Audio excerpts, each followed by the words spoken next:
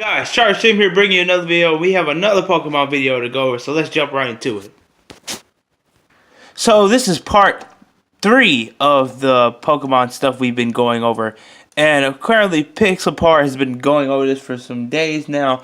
And he has this code name if I ever mentioned it, I don't believe I have, but if I hadn't, then you should be able to see it in this video. So, day 27, the project code name that he had on his timeline was, and he was gonna confirm it later after the game revealed. So, after that tweet specifically, there has been other tweets he's been tweeting out, and they're more and more looking like the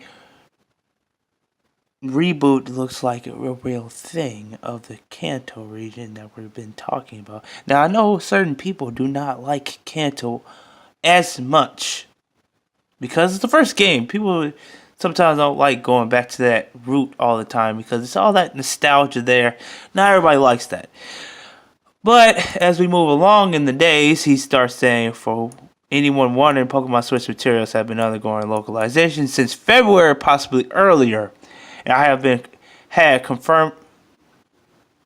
I've already had confirmation. I can't never. That it's targeting a 2018 release. Educated guess based on previous Pokemon localization timing is ready for this November, December. So like the holiday days. Then we got this image at day 26, getting my drawing skills up. This guy right here is a very good artist, and when he does painting and stuff, he said, "We don't make mistakes, we just have happy accidents." That could be referring to, the leaks and stuff that's been happening. The drawing skills and stuff like that could mean like that's like a little palette he has in his hand, Palette Town. He's been throwing little hints out here every once in a while, and trying to let you know that this where did that video come from? Okay, trying to make you think that this could be like something that's about Kanto, basically. Okay, so it's a bit late, but I'm happy. I saw this before. Switch was going on localization. The previous job listings that were mentioned were almost certainly for it. So all those job listings that I showed you in my previous videos, those were basically what those was. So those were confirmed to be a real thing, basically. Somewhat. Then we had this day 23. He didn't even look at my shorts. Haha, our eyes met. Hey, are you listening? He was on his phone. This is just awkward. This refers to Pokemon Go. Pokemon Go, if you notice that Pokemon Go first really started with Kanto first, the Kanto Pokemon. So that's another Kanto thing. On top of that, hold on. So this right here was sent to Ruffle Rowlet. If you can see, that's his head right there, and it was talking about the this image right here and how it relates to the shorts thing. How he didn't look at the shorts. Hi, I like my shorts. They're comfy, easy to wear, youngster. I can't believe it. You are storing your Pokemon on the PC. Each box, 20 Pokemon. And then we had this one right here. Trainer 5. Hey, you're not wearing any shorts, youngster. Lost. I was always wearing shorts even in the winter. So that right there also being a what it is, it's quite interesting because it's not like a real, it's just like a offsetting thing, And then he Pixelpar posts more. Nintendo Screeches Game Freak have applied the trademark under the categories programs game consoles according to Series Pokemon Rumble in Japan. So this is really Rumble, and that's what that says. And we could see something like a Pokemon Rumble, but like they said before, or something like a offsetting console release game that's not really a main series. that we could get before the main game, which we could get Pokemon Rumble, something like that, because we haven't seen a 7th generation Pokemon Rumble game, really. So we could get that, or a 7th generation type Super Mystery Dungeon type game. So we could see one of those as well. So we haven't got none of those two, and those sell well as side games besides the main game, and they could get money from that too. So we haven't seen those yet. So they could extend Generation 7 through those two side games they haven't made. Because that's a usual thing they do. They always go with the Rumble and the Pokemon Rumble and the Pokemon. And we really had a Pokemon Rumble really told to us already, as I did back way long time ago.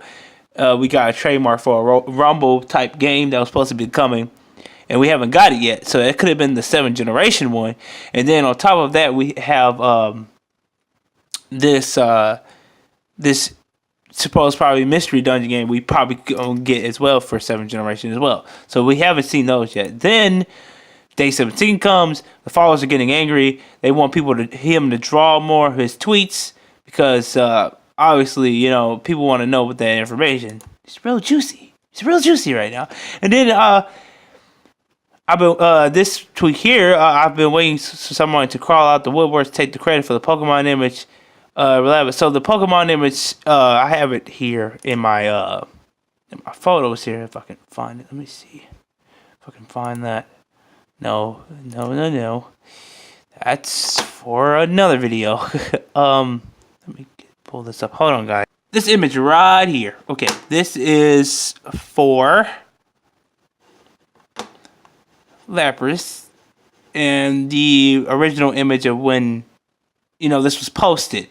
So I managed to download this, and this is basically the image he was referring to as of this tweet.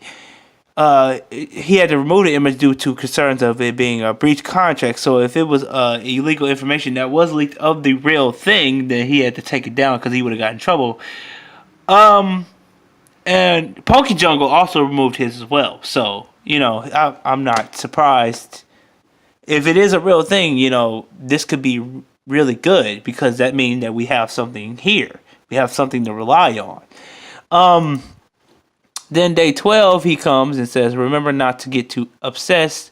Take breaks, go do other stuff. And then that's what he was referring to. His Twitter is telling them, you know, don't think too much into this. This could still be like a grain of salt, basically. And then this here is supposed to be representing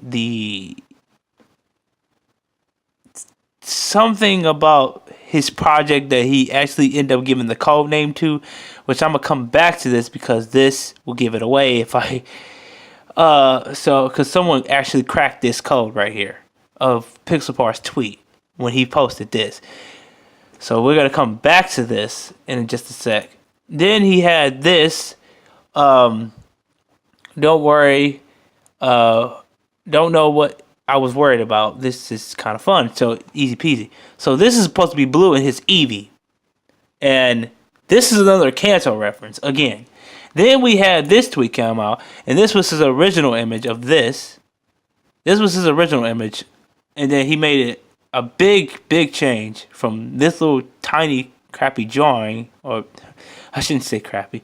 More like a drawing that he made that represented something about a trainer and a Pikachu, and then he made it more realistic. Does that make Switch? Possibly. We don't know yet. I shouldn't say crappy, because no drawing is crappy. Every drawing is creative in its own way. But it represents something. Every drawing represents something. So that drawing he made from this little bitty tiny drawing, kiddish type drawing, I should say, to a newly refined 3D image of what that was. And if you look at it, it's from Blue's image, it just looks like he encountered the Eevee. From this image, it looks like he walked into the Pikachu, which is insane because most people say that Pokemon should be in the overworld where you just run into them and then initiate the battle instead of have to run through the grass and then encounter the Pokemon. Which, that's what that could mean.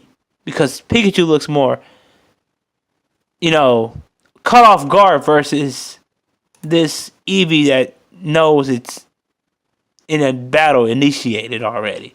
Which more thing like the old style versus, here we go with that new tradition versus old. I think it was old tradition versus new.